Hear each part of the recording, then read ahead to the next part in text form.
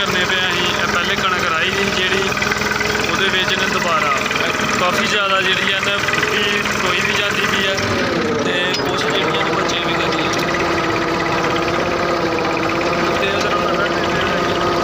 बचनी भी है बचना सिर्फ कोई दाना जो